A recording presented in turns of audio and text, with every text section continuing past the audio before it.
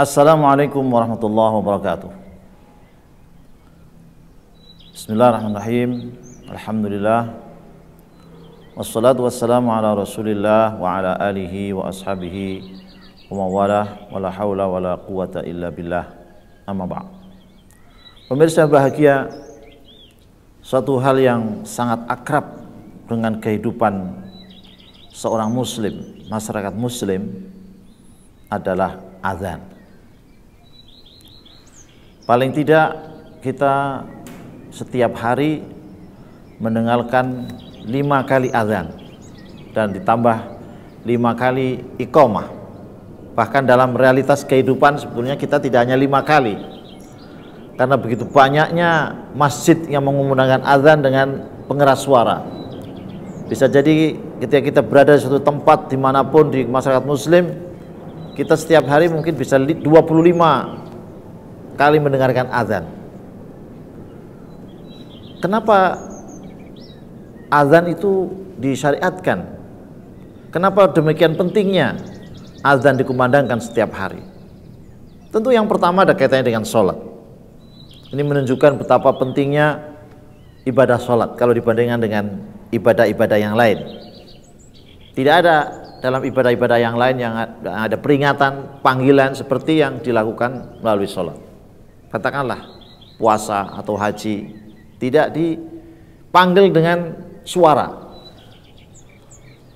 Ini menunjukkan bagaimana pentingnya sholat. Manusia secara umum ini lebih terbiasa untuk diingatkan atau melihat atau terpengaruh dengan sesuatu yang dilihat daripada yang didengar. Maka sholat ini mengingatkan bagaimana pentingnya sholat dengan azan. Dan azan sebetulnya suatu proses yang tidak pernah berhenti dari satu tempat ke tempat yang lain. Jadi suara azan itu tidak pernah berhenti, bersambung-sambungan ke seluruh dunia. Pemirsa, kita tutup bersama ketika azan dikumandangkan maka dimulai dengan Allahu Akbar. Allah Maha Besar. Dalam hidup ini sangat penting membesarkan nama Allah Subhanahu wa Ta'ala. Dan termasuk karena sholat sangat penting, maka diingatkan juga dengan Allahu Akbar. Karena realitasnya kita hidup ini sering mengecilkan Allah.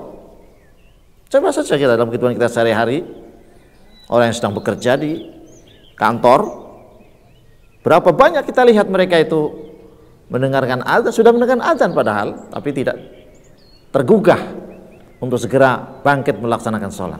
Apalagi orang bisnis, begitu juga rapat-rapat, ya, kegiatan-kegiatan yang lain. Maka kenapa perlu diingatkan Allahu Akbar? Ya, arti Allah Akbar sebenarnya Allah Maha Besar. Artinya kita ini harus merasa kecil sekali, hina sekali di hadapan Allah Subhanahu wa Ta'ala. Secara fisik saja, para pemirsa yang berbahagia, kita mungkin sebagai manusia ini lebih besar dari makhluk-makhluk yang lain kecil. Katakanlah dengan kucing, dengan tikus, dengan semut, kuman, ya kan? Kita lebih besar. Tapi coba kita masuk ke WC, umpamanya, ke WC. Pemirsa, mana lebih besar? Ya, tempat WC itu sendiri dengan tubuh kita. Ya tentu WC itu lebih besar daripada kita. Dan perlu kita ketahui bahwa WC ini bagian dari satu rumah. Rumah ada bagian dari satu RT. RT bagian satu RW, bagian satu kampung, desa, kecamatan, kabupaten, negara, Indonesia yang besar ini. Betapa kecilnya diri kita secara fisik. Dan Indonesianya bagian dari benua Asia. Benua Asia bagian dari planet bumi. Dan planet bumi ini dibandingkan dengan satu bintang berjuta-juta lebih besar daripada bintang yang satu itu, berjuta-juta lebih besar daripada planet bumi ini. Padahal masih banyak sekali bintang-bintang yang lain, makhluk-makhluk yang lain di langit di sana.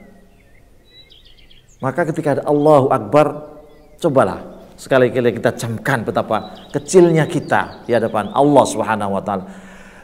Dibandingkan dengan ciptaan-ciptaan Allah yang lain saja kita sudah kecil, apalagi dengan Sang Pencipta, pencipta langit, pencipta bulan, pencipta matahari, pencipta tumbuh-tumbuhan, seluruhnya kecil sekali. Sehingga kalau kita sudah merasa rendah, hina di hadapan Allah Subhanahu wa taala, kita tidak ada daya apa-apa kecuali mengakui kebesaran Allah. Maka setelah Allahu Akbar, apa lanjutannya? Asyhadu an la ilaha illallah wa asyhadu anna Muhammadar Rasulullah.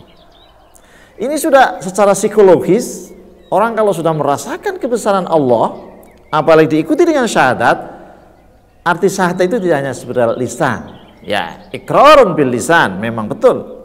Ikrar dengan lisan kita. Wa tasdiqun bil qalb, dan membenarkan dengan hati. Wa amalun bil arkan, dan menjalankan dengan anggota badan. Artinya orang yang sudah syahadat itu sebetulnya secara psikologis imaniyah, psikologi imannya itu sebenarnya sudah siap melaksanakan perintah apa saja. Karena apa? Kita yakin bahwa Allah yang maha besar itu yang maha tahu mana yang baik bagi seseorang yang sudah mengimani Allah sebagai Tuhannya, Nabi Muhammad SAW sebagai utusannya.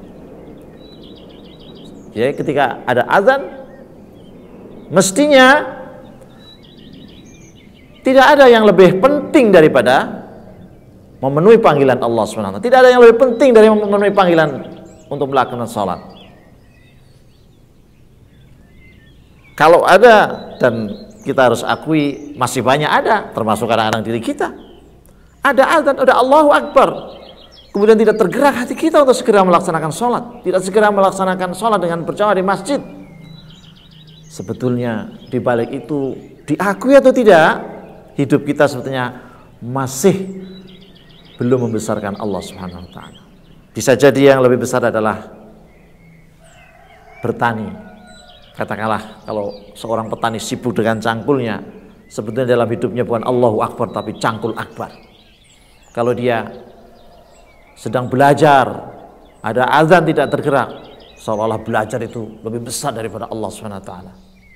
Begitulah, sedang rapat, sedang bisnis, sedang apa saja. Bahkan mungkin ibu-ibu di rumah tangga, bisa jadi tempe itu lebih besar daripada Allah SWT. Bukan Allahu Akbar tapi tempe akbar. Cuman kita tidak sadari saja, kita tidak mau terus terang. Nah, maka sangat penting kita memahami filosofi azan ini. Kalau sudah Allahu Akbar, asyhadu an la ilaha illallah wa asyhadu anna Muhammadar Rasulullah, siap apa saja yang diperintahkan oleh Allah SWT. Karena yakin saya bahwa yang diperintahkan oleh Allah pasti yang terbaik bagi manusia ini. Dan yang dilarang oleh Allah pasti itu membahayakan kehidupan manusia. Sehingga ketika jangankan sampai hayya 'alas shalah, sudah dengar Allahu Akbar sudah segera bangkit, sudah wudu, segera pergi ke masjid. Apalagi sudah ada panggilan hayya 'alas shalah. Hayya 'alas shalah, mari kita sholat. Yang artinya sholat itu asalnya adalah doa. Berarti kita akan menghadap kepada Allah Subhanahu wa taala.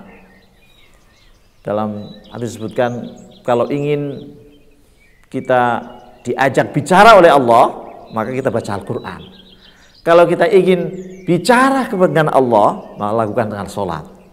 Bicara dengan Allah, minta kepada Allah. Bayangkan bagaimana sulitnya kita mau ketemu kepada seorang mungkin kepala desa, camat, bupati, gubernur, apalagi presiden. Betapa sulitnya. Dan kalau ketemu juga belum tentu permohonan kita itu diterima. Tapi ketemu dengan Allah itu langsung. Bahkan diingatkan supaya segera ketemu. Ya, segera ketemu. Jadi Allah senang sekali kalau orang kemudian segera menghadap kepada Allah SWT. Mungkin karena lemahnya iman kita masih ada yang bertanya, ngapain kita sholat? Untuk apa kita sholat? Toh nyatanya banyak orang sholat tetap saja miskin. Banyak sholat juga banyak kena bencana. Untuk apa sholat? Allah menjelaskan dengan azannya itu, hayya 'alal falah, hayya 'alal falah. Mari kita menuju kepada kemenangan, kebahagiaan yang hakiki, kebahagiaan yang pemberian dari Allah Subhanahu wa taala, yang betul-betul manusia akan betul-betul merasakan kebahagiaan. Bukan kebahagiaan yang semu yang dipersepsikan oleh masing-masing manusia. Hayya 'alas shalah, hayya 'alal falah. Tapi sekali lagi karena lemahnya iman atau ketidaktahuan orang muslim, sampai hayya 'alal falah pun mungkin muslim belum bergerak, maka diingatkan lagi, Allahu Akbar, Allahu Akbar, la ilaha illallah, diingatkan lagi. Bahkan kalau nanti sudah qomat, sudah dijelaskan qad qamatis shalah, sudah waktunya didirikan sholat, imam sudah datang, kenapa Anda masih tidur? Kenapa masih berselimut? Kenapa masih sibuk? Anda masih juga meyakini bahwa Allah lebih kecil dari pekerjaan. Anda masih meyakini bahwa aktivitas bisnis dan seterusnya masih lebih besar daripada Allah. Kemudian diingatkan kalau di dalam sholat subuh, as-sholatu khairun minan naum. Sholat itu lebih baik daripada tidur. Allahu Akbar, Allahu Akbar, la ilaha illallah. Pemirsa yang bahagia, standar kualitas masyarakat muslim adalah sejauh mana responnya terhadap azan. Ya, responnya terhadap azan. Dan nanti lebih spesifik lagi akan ditentukan oleh sejauh mana masjidnya, artinya jamaah sholatnya itu sendiri. Tidak peduli namanya apapun saja, mungkin lembaga pendidikan Islam, perguruan tinggi Islam, yayasan Islam, perusahaan Islam, hotel Islam, apa saja namanya Islam. Kalau di situ tidak nampak syiar masjid dengan baik, berarti imannya itu masih perlu ditingkatkan. Itu bukan hanya persepsi kita. Rasulullah SAW sendiri bersabda, "Idza ra'aita ar-rajula yu'awidul masjid fashhadhu bil iman." Kalau kau lihat ada orang laki-laki senantiasa pergi ke masjid, yang berarti memenuhi panggilan adzan, saksikanlah bahwa dia punya iman. Ini menjadi pengingat pada kita. Lembaga pendidikan Islam, perusahaan Islam, pabrik Islami, macam-macam itu semua akan menjadi hilang nilainya kalau masjid-masjid yang ada di sekelilingnya atau di dalamnya belum dipenuhi dengan jamaah sholat fardu khususnya. Mudah-mudahan para pemirsa, ketika ada azan kita segera bangkit, dan sunnahnya bukan hanya mendengarkan tapi kita menirukan apa yang dikatakan oleh muadzin. Tidak hanya sekedar berhenti ketika ada rapat, berhenti tapi kemudian setelahnya meneruskan rapatnya atau bisnis, tidak. Berhenti, menirukan, dan kemudian segera memenuhi panggilan azan itu. Bukan hanya melaksanakan sholat, tapi sholat berjamaah di masjid khususnya bagi laki-laki. Mudah-mudahan Allah SWT senantiasa memberikan hidayah kepada kita semua.